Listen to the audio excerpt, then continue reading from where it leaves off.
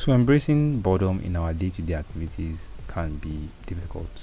And this was a problem I faced when I was trying to use it as a tool to improve my focus back in 2023 during my final year. And with the help of the book Deep Work, I was able to structure some protocols that made it easier for me to embrace boredom and be comfortable with being bored, be comfortable with sitting down with my thoughts. I call these protocols levels, as in levels to a video game, just to make it fun. So I'll share it with you. There are four levels in this game. Level 1, the awakening. Level 2, the commute. Level 3, the wait. And level 4, the safe house. I'm pretty sure the average person will quit at level 3 or probably even level 2. So if you feel you're not average and you can actually complete all these levels, keep watching so that you can see how to play. So level 1, the awakening. In each of these levels there are rules, and these rules are what govern the levels. So you have to abide by these rules in order to be able to complete the level or the whole game in general. So in level 1, the awakening, the only rule here is you can't use your phone until 10 a.m. So what I mean by you can't use your phone is that no texting, no scrolling, no going online, no movies, no games, offline or online, and no music. I feel like you already have some objections right now. Like, what if someone is trying to reach me? What if someone is trying to call me? This and that. If you feel like someone is trying to reach you or someone is trying to call you, then you can actually pick up your phone and call them. Hey, what's going on? Is there anything going on? Is there something, an activity that I'm not aware of? Update me on this situation, this and that. You can actually pick up your phone and call them and tell them this, rather than overthinking, creating this excuse that you need to go online to see what's going on, this and that. So that should be the only reason. The only reason should be that maybe you actually have to check up on someone or someone is checking up on you. Maybe they call you or you actually have to call them to ask them an important question or something like that. Or maybe you actually have to use your phone to maybe send some important documents, or maybe use your phone for a transaction, a money transaction. So that one is okay. Or maybe you have to read a PDF, or maybe you also use your phone as a timer. These are exceptions. These are the only exceptions. And the whole idea of this is to train your brain to be okay with not knowing what's going on online. It's to build your JOMO, basically your joy of missing out, being able to be comfortable offline. And what people don't know is that being comfortable with not knowing what the fuck is going on online is a blissful feeling. You're not knowing if there are new movies that are coming out, or new music, or this or that, new shows or whatever. Or the only exception to this is maybe if you're a content creator and then maybe you create content from other people's content, and I said that's the only exception. Now I'm not saying you should do nothing. No, that's not what I'm saying. I'm not saying you should just sit and wait till 10 a.m. before you can use your phone. You can do offline tasks that require your attention. Maybe you could read a book, you could stretch, you could exercise, you could meditate, you could even work on an assignment task. Maybe you could even clean your room. Stuff that are offline that require your attention at the moment, that are not stimulating to do. And then when it's 10 a.m., you can start using your phone again like a dopamine chasing monkey. Level 2, the commute. So in level 2, the commute, there are two rules. You can't use your phone until 10 a.m. and you can't use your phone whilst you commute to wherever. So that means that you can't use your phone whilst you're walking, you're in a bus, a taxi, or a car.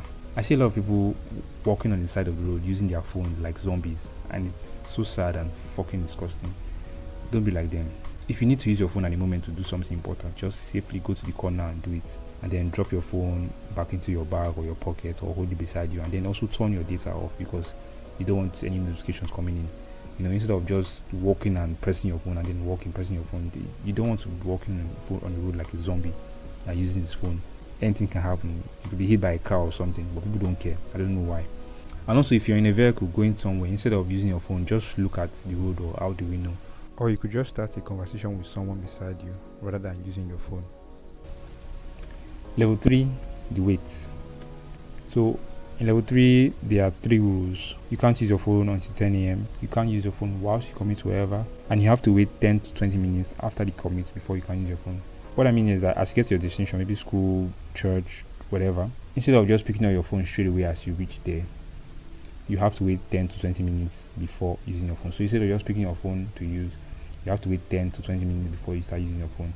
So you can actually use your clock app to set a timer, maybe 10 minutes, 10 to 15 minutes or whatever, to set a timer that to remind you, okay, this is the time you can start using your phone, instead of just constantly picking up your phone to check the time like a dopamine crackhead. What's the time? 2 minutes or 2 minutes. Don't do that, please. use the timer on your phone, or if you have a wristwatch, that will actually be better than just staring at your phone every 2 minutes. So whilst you read, you can actually just look around and take in what you see, notice the fine details of your environment. Or you could start a conversation with people around you, anybody that's sitting beside you or just around you. You can just decide to start a conversation with them. Maybe if you have a problem you're even trying to fix, maybe for example like I did when I was in my final year, I had my final year project. Like I needed to think about how to solve certain problems, or how will I do this, how will I do that. So you can just sit and start to think of ways to solve them and then jot them down. That's what I would do. So after jotting, I'll just leave them, and then when I get home and then I turn on my laptop, I can start implementing those solutions to the problem I had. And then when your timer goes off, you can go back to your phone like a dopamine crackhead monkey.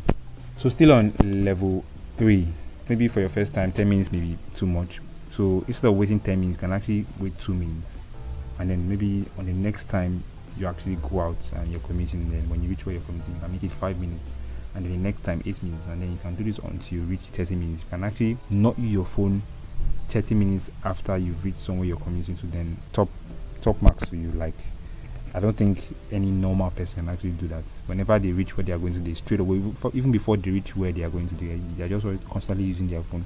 So you being able to like not use your phone whilst you commit, and then when you get to where you commit to, you don't even need to use your phone. You just wait like 30 minutes, and that's, you're already like in the top 1% of people, to be very honest, because not a lot of people can actually do that, except for maybe like old people, like maybe really old people that are not really used to having phones, or don't really glued to their smartphones. So level 4 is safe house. So the rules are: you can't use your phone until 10 a.m. You can't use your phone whilst you commit to wherever, and you can't use your phone outside your house.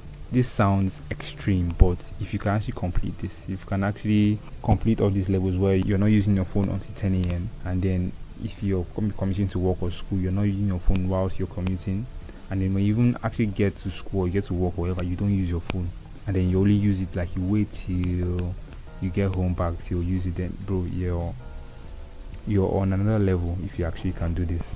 And I actually attempted this once, and it was painful, but I actually wanted to prove to myself that I don't need my phone. I don't really need my phone. Me not knowing what's going on with my phone is not a bad thing, and then I actually succeeded. It was painful, yeah, but it was definitely worth it, because now I can actually just go long hours without needing to touch my phone or use my phone. So welcome to the rant section. So if you reach this part of this boring video, you're basically better than 99.9% of the world's population, because 99.9% of people have already clicked off and then gone to look for some more stimulating video with a lot of pictures, a lot of animations, a lot of flashy lights, like the dopamine monkeys that they are. So now that you're here, I'm just going to tell you something. So I want you to see boredom like this. So the more you get in a bored state, the more boring things actually seem interesting to you. Why? Because your mind would rather do anything else than sit in silence.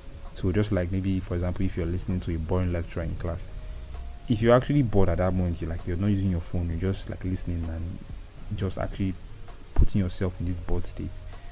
What the teacher is actually saying, or what the lecturer is actually saying, becomes actually interesting to you. It's actually something that you actually want to listen to. This was the hack I actually did to make me pay attention more in classes.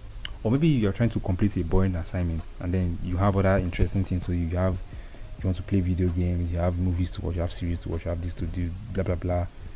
If you actually like remove yourself from that equation, move yourself from indulging in those stimulating activities, and then just put yourself in this boring state, you start to see that assignment that seems boring is actually interesting to do.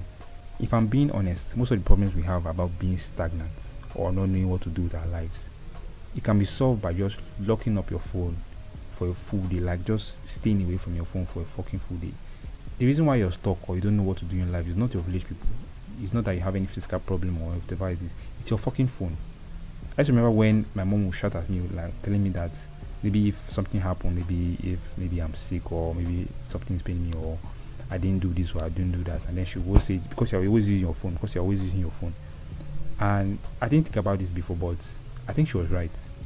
Because of my ego back then, and because of your ego back then, maybe your mother also told you that the reason why you're so aimless, you don't even know what to do because of your phone. She was right. and your ego didn't let you listen. My ego too didn't let me listen. The thing is that if you don't know how to use your phone productively, it will become a bottleneck rather than an amplifier. So always have this in mind. Alright, so thank you for listening to me rant. So what do you gain from this state of boredom? Now that I've shared with you, the 4 levels you have to complete to taste the power of boredom, what do you actually gain from it? Well, you gain XP, because it's kind of like a video game skill. XP is experience. So you gain experience in the following things. You gain experience in creativity. A bored mind is a creative mind. When you get bored, you become more creative. You have so much space in your head, so much RAM in your brain to actually think and come up with creative ideas, great ideas. Also, you get a distraction shield, because when you get into a habit of being bored, you start to love the number of ideas it brings, and you start to even disdain the distraction that take you away from feeling like this. You start to disdain distraction. You do not want to get distraction from being bored and being able to come up with creative ideas. And also, you get good at deep work. You become very good at going deep into topics and concepts that are of interest to you. So these are the 3 XPs you get from boredom. You get creativity, you get more creative, you get a distraction shield. You basically disdain being distracted from this state, and then you also get really, really good at deep work. When you're bored and when you just start going deep into topics, you get good at going deep into topics, going deep into concepts, being obsessed with things that you have interest in. So thank you for watching, and I hope with these protocols that I've shared to you, these 4 protocols that I've shared to you, you can implement them into your daily routine, into your daily habits, and then be able to enjoy the benefits that boredom bring. And also see boredom as like not your enemy. Boredom is not your enemy, it's your friend. It's a skill you can utilize to help you, reorientate your path. If you're stuck, if you don't know where to go next, just be bored. Just stay at a wall for half an hour with a pen and paper in front of you, and you see the answers start to flood out. So let me know in the comments if you actually tried these protocols, and yeah, until next time.